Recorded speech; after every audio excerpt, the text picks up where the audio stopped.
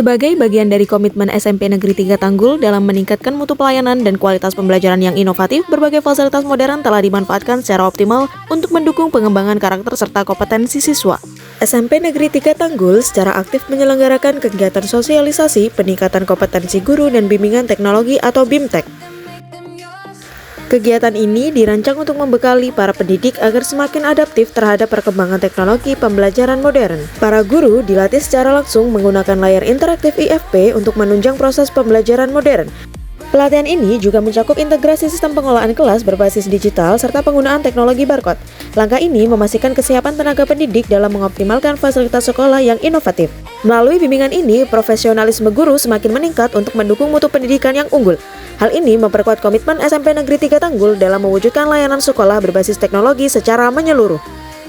Komitmen digitalisasi di SMP Negeri 3 Tanggul tidak hanya berpusat pada tenaga pendidik, melainkan juga diintegrasikan secara menyeluruh ke dalam sistem layanan siswa.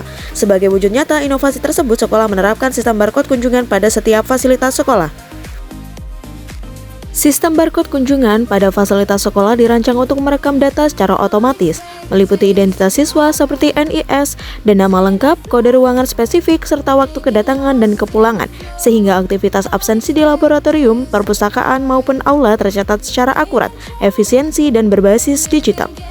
Berikut adalah alur pemanfaatan fasilitas SMP Negeri 3 Tanggul yang terintegrasi. 1. Memulai hari dengan penguatan karakter di musola. Aktivitas pagi dimulai di musola sekolah. Para siswa berkumpul untuk melaksanakan sholat duha secara berjamaah, yang kemudian dilanjutkan dengan kegiatan membaca Al-Quran secara bersama. Kegiatan ini dirancang tidak hanya untuk memperkuat fondasi spiritual dan religius siswa, tetapi juga menciptakan suasana yang tenang dan positif sebelum mereka mengikuti kegiatan pembelajaran berikutnya.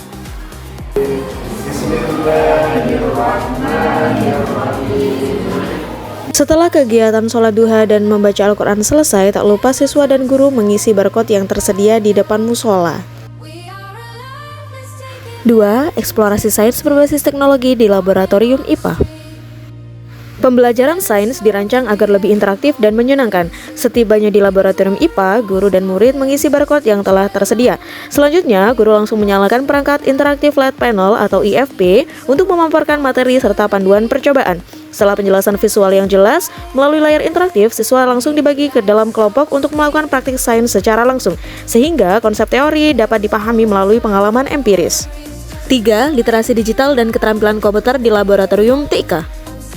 Sama halnya dengan fasilitas sekolah yang lain, di lab TIK pun siswa harus mengisi barcode yang sudah tersedia untuk melakukan presensi kedatangan siswa sebelum masuk ke dalam lab komputer. Di tengah era digital saat ini, penguasaan teknologi menjadi sebuah keharusan. Di laboratorium TIK, guru membimbing para siswa memulai dari tahapan paling dasar, seperti menyalakan komputer hingga melaksanakan berbagai kegiatan produktif yang berkaitan dengan pemanfaatan perangkat komputer dan literasi digital secara mandiri dan terarah. 4. Membangun budaya literasi di perpustakaan. Sebelum masuk ke perpustakaan, siswa juga harus mengisi barcode yang ada di depan perpustakaan. Dan siswa juga diimbau untuk tidak membawa makanan serta minuman agar kebersihan perpustakaan tetap terjaga. Tidak hanya siswa, guru pun demikian juga mengisi barcode yang telah disediakan.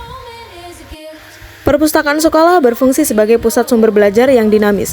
Di ruang yang nyaman ini, para siswa tidak hanya duduk membaca buku secara mandiri, tetapi juga memanfaatkannya sebagai ruang kolaborasi untuk berdiskusi kelompok, membedah isi bacaan, serta mencari berbagai referensi guna memperluas wawasan akademik mereka.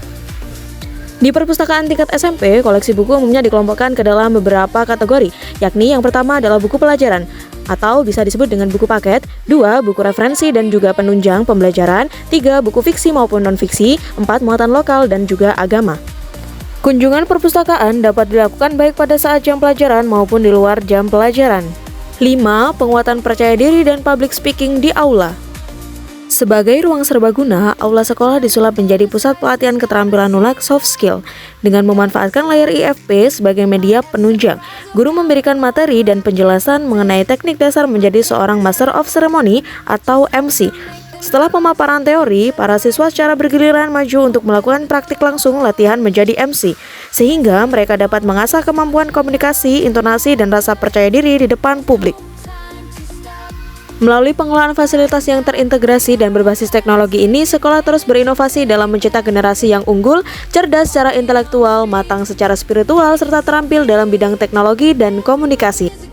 Demikian berbagai fasilitas modern yang telah dimanfaatkan secara optimal oleh SMP Negeri 3 Tanggul. Terima kasih, sampai jumpa.